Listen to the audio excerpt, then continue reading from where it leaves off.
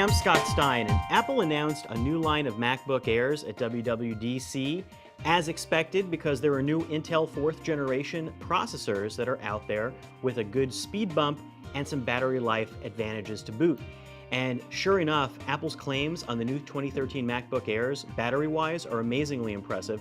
The 11-inch is supposed to get 9 hours of battery life, and the 13-inch 12. We're going to focus on the 11 here, which we've got right over here, and Apple makes some really good products in the MacBook Airs. The decisions and the movement in these new models is a conservative one when you consider that you've got touchscreen laptops and all sorts of convertible tablets out there on the market. What Apple's providing here are a series of improvements internally. Externally, it's the same exact design as before, very slim, very sturdy. But if you use the 2012 MacBook Air or even the 2011, you know what you're dealing with.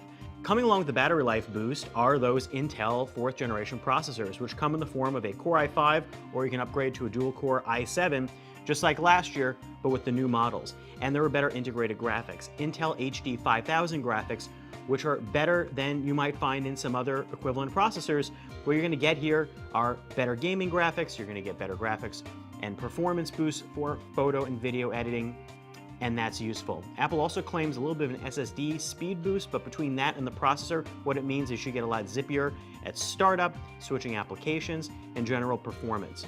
The other boost here is going to come in the form of wireless communication, because this MacBook Air has 802.11ac. That's a faster new standard of wireless networking that supplants 802.11n that's been out there for a while. 802.11ac is showing up in a lot of computers, and with Apple now, they've made the move in the Airs and also in connected base stations and peripherals like the new Time Capsule and Airport Express, which now have the technology too.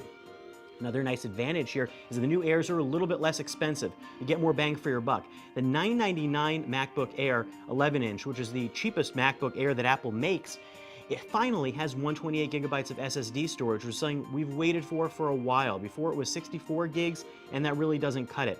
So now you've got that, and at the bump up level, $1199 gets you 256 gigabytes, and it also costs a little less to get up to 512 than before. So you're looking at about the $1,500 range, whereas before with MacBook Airs, you were kind of pushing up towards $2,000.